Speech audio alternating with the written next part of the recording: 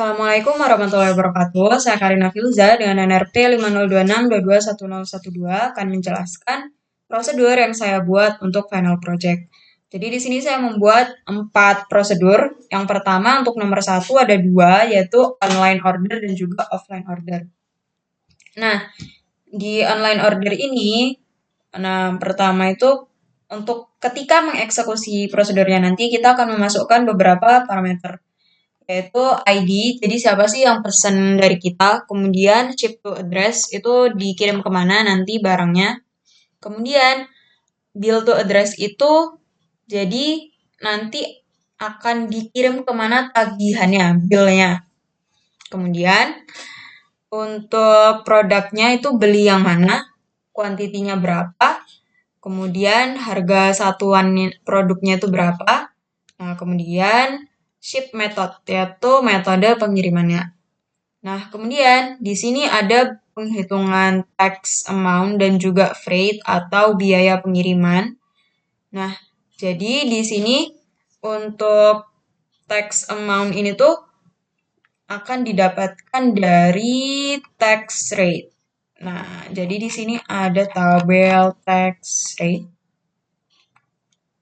Nah, di tax rate ini itu kita akan mendapatkan tax rate ini berdasarkan state province ID, karena tadi kan kita sudah memasukkan ship to address ID secara manual ya. Nah, dari ship to address ID ini kita bisa mendapatkan state province ID karena dia ada relationship-nya di person.address ini. Ada state province yang bisa kita ambil. Nah, kemudian dari state province itu kita bisa menentukan tax rate-nya. Kemudian tax amount adalah subtotal dikali tax rate. Nah, untuk biaya pengiriman itu berdasarkan tabel sales order header. Kalau dihitung, freight itu merupakan 2,5% dari subtotal. Nah, kemudian total due itu adalah penjumlahan dari ketiga ini, subtotal, tax amount, dan freight. Oke, oh ya, tanggal pesanan itu hari ini, current date. Kemudian untuk due date itu adalah tanggal deadline pengirimannya. Nah, ini saya set manual aja, 7 hari dari hari pemesanan. Ini kenapa ada Oh. Nah, oke. Kemudian tadi tax rate udah, kemudian akan dicek stok. Nah, ini saya cek stoknya itu total karena di sini ada beberapa lokasi untuk satu produk. Nah, ini saya cek totalnya aja. Kemudian kalau melebihi atau sama dengan order quantity, itu artinya kita bisa memenuhi pesanan. Kemudian akan membuat entry baru di order header dan juga di order detail. Kemudian untuk stok itu akan diupdate juga. Nah, akan berkurang kan karena kita sudah menjual kemudian mengirim barang ke pelanggan. Jadi akhirnya akan dikurangi. Nah, ini semua pakai commit untuk menyelesaikan transaksi dan juga ada rollback kalau untuk tidak melakukan apapun ataupun terjadi error. Jadi ini kan bisa misalnya stoknya itu kurang dari order, itu artinya kita tidak akan memenuhi pesanan tersebut. Nah, itu transaksinya di rollback. Kalau error itu juga di rollback. Ini saya menambahkan try catch error juga. Jadi mungkin dicoba dulu. Nih.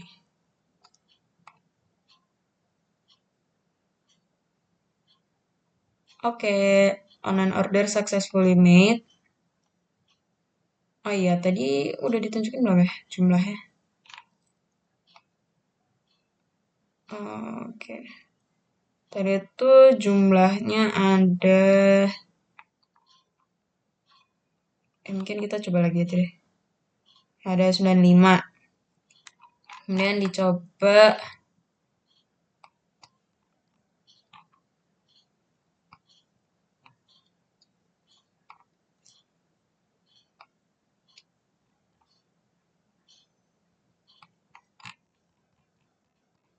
lima terus sekarang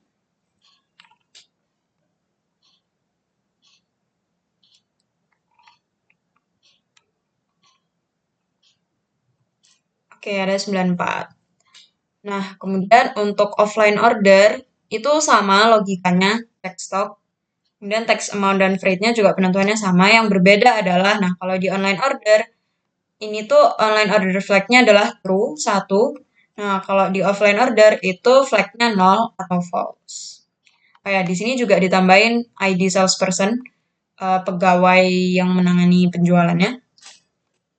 Kita coba posisi, ya, tinggal ganti nama tadi. Nah, tadi udah sesuai. Ini offline order. Nah, tadi kan 95 ya. Kalau kita udah cek sekarang, oh ya, salesperson ID-nya lupa.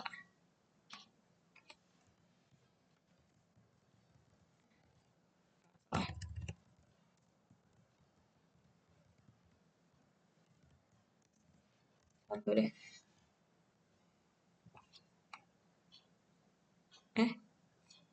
Salesperson ID-nya salah. Coba yang di bawah. Oh, beda ya.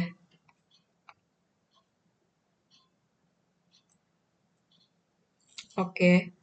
Offline order successfully made. Kita cek lagi inventory-nya.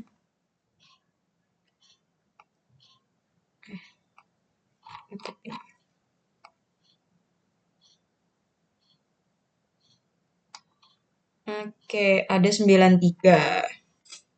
Oke, pas. Kemudian nomor 2. Oke, kemudian nomor 2. Nah, ini tuh adalah prosedur purchase order. Jadi, ada yang namanya pre-order point. Nah, di sini kalau misalnya itu stok sekarang itu kurang atau sama dengan reorder point, itu artinya kita harus membeli produk tersebut kembali. Nah, ini akan membuat purchase order baru. Kalau melebihi, ya tidak akan melakukan pembelian lagi. Nah, kemudian pembelian baru itu masuk ke entry baru di order header sama order detail. Kemudian stoknya diupdate. Nah, tadi di order kan dikurangi. Kalau di purchase itu ditambah karena kita membeli produk. Ini kayak gini, mendapatkan air order point. Ini sama, stoknya juga sama atau total. Membandingkan dengan reorder point. Oke. Oke, transaksi di rollback saat tidak melakukan apa-apa. Eh,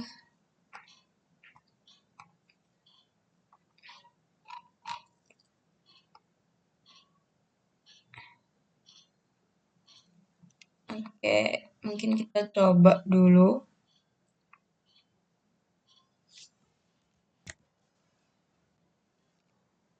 Oke, kita coba. Nah, ini stoknya masih mencukupi. Coba kita cek 317. Nah, tadi itu reordernya 375.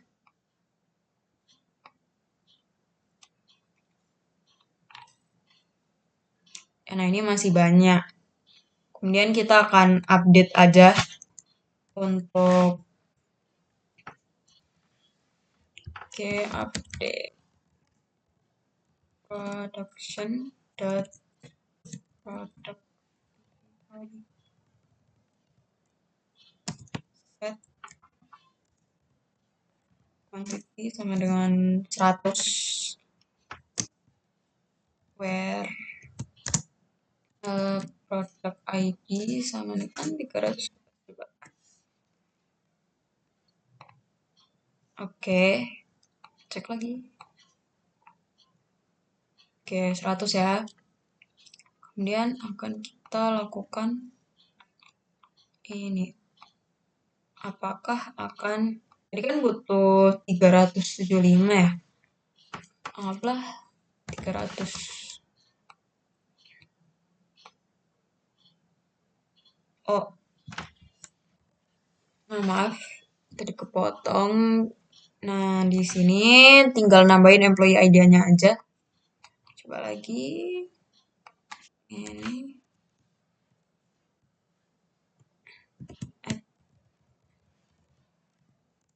Satu ya, coba apakah berhasil. Oke, purchase order successfully made. Sekarang kita cek lagi inventory-nya. Oke, udah bertambah. Oke, bentar saya cek waktunya. Oke, nah kemudian untuk nomor 3, nah saya membuat prosedur transfer stock. Nah, tadi kan untuk online order maupun purchase order itu kan tidak dispesify mau dimasukkan ke lokasi stok yang mana. Nah, jadi saya membuat prosedur untuk dapat mentransfer antar lokasi. Oke, kemudian, nah ya karena perlu maintenance inventory untuk saling mentransfer stok. Nah, logikanya kita cek stok di lokasi awal dan tujuan. Apakah stok di awal itu mencukupi? Kalau mencukupi, maka stok akan dipindahkan. Kalau kurang, nah kalau mencukupi, itu stok di lokasi awal akan dikurangi dan di lokasi tujuan akan ditambah. Jika produk belum disimpan di suatu lokasi, maka entry baru akan dimasukkan. Oke, kita coba di sini. Nih, produk inventory.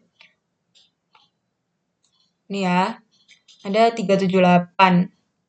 Terus di lokasi 1 ada 378, lokasi 6 ada 354. Kemudian akan kita transfer sejumlah 30.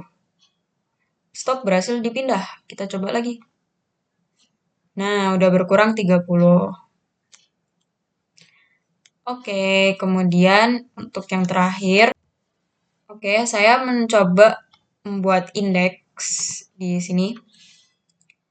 Nah, ini untuk di nomor 1. Jadi, indeks yang saya buat ini untuk query yang sering dijalankan, yaitu misalnya yang sum quantity ini untuk add product ID. Jadi, dia akan membantu kalau punya indeks tunggal yang product ID. Ya, yang lainnya juga gitu. Ini kan juga sering saya lakukan karena di tiap order ini perlu tax rate dan juga perlu select state province. Nah, kemudian untuk yang indeks yang ini itu dibuat untuk mempercepat pencarian nilai unit price berdasarkan produk ID. Nah, jadi di prosedur online order with index dan offline order with index ini tuh sudah tidak perlu secara manual memasukkan unit price. Nah, tapi sudah bisa dicari dengan produk ID-nya. Ambil unit price berdasarkan produk ID. Oke, mungkin kita coba di sini. Oke. Produk ID 771. Sebentar, coba ya inventory dulu.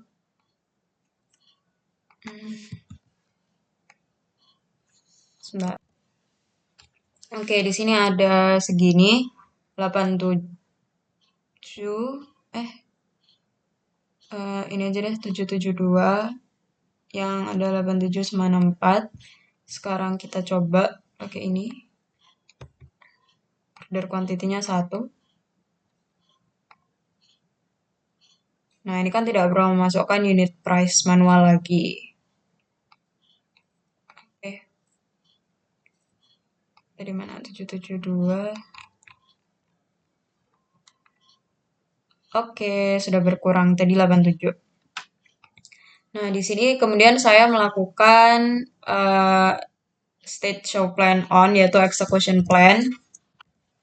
Nah, di sini muncul hasil execution plan-nya. Nah, berdasarkan hasil analisis saya, yaitu untuk analisis performanya dari estimate I/O, input output, penggunaan CPU, dan juga total sub-tree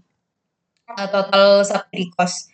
Nah, di sini itu ternyata tidak ada perbedaan yang signifikan antara prosedur online order with index dan prosedur online without index. Nah, jadi artinya penambahan indeks di sini tuh tidak berpengaruh banyak untuk performa prosedur. Nah, itu yang dapat saya sampaikan untuk final project ini. Terima kasih. Wassalamualaikum warahmatullahi wabarakatuh.